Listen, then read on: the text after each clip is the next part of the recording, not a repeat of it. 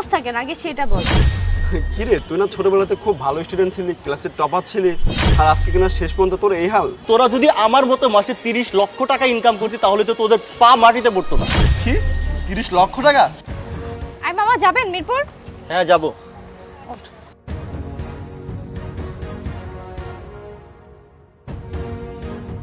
আরে তুই রাকিব না, আমাদের সাথে এক স্কুলে পড়তি?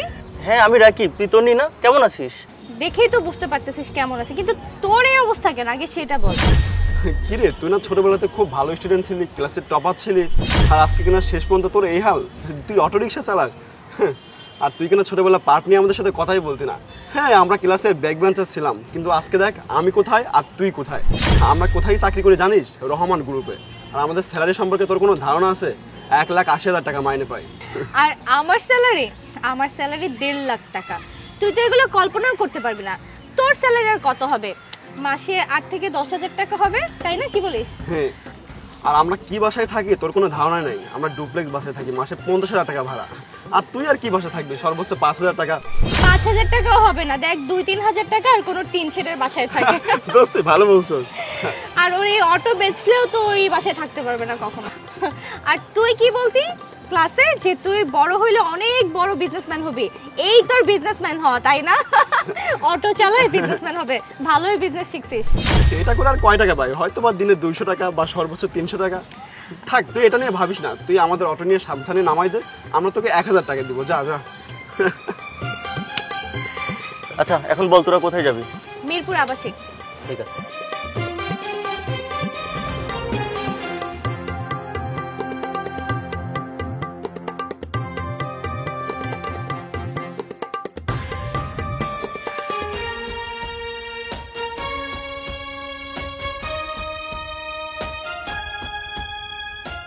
কি ব্যাপার, নেমে গেলি কেন বয়?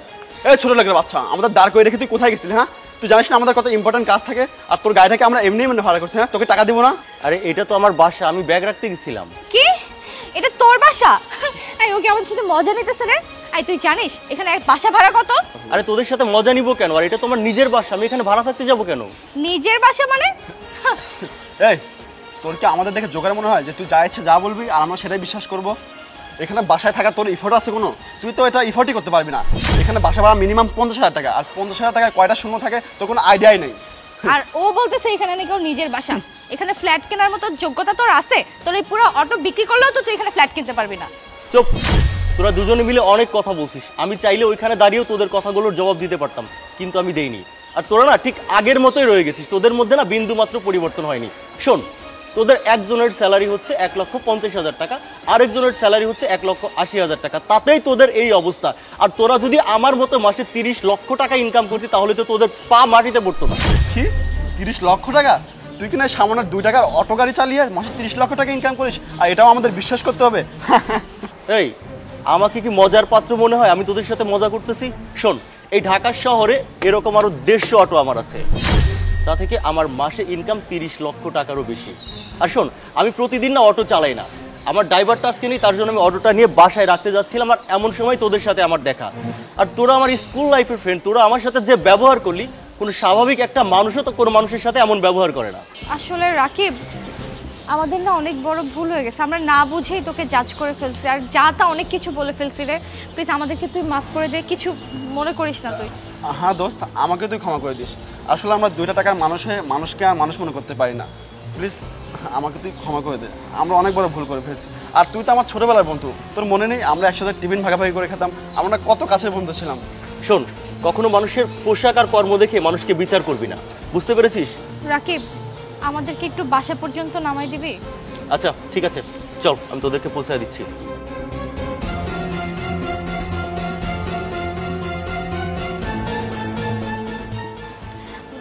দোস্ত, আমি যেটা ভাবতেছি তুইও কি সেটাই ভাবতেছস? হ দোস্ত, আমি ওটাই ভাবতেছি। চল তাইলে। এই গাবতলি আমান বাজার, গাবতলি গাবতলি গাবতলি গাবতলি শুধু 20 টাকা 20 টাকা পিস, গাবতলি গাবতলি। এই মামা কই যাবেন কই যাবেন? এই মামা ওঠেন ওঠেন। আরে ওঠেন তো দেন ভাড়া। এই গাবতলি গাবতলি গাবতলি গাবতলি গাবতলি। এই ওঠ ওঠ।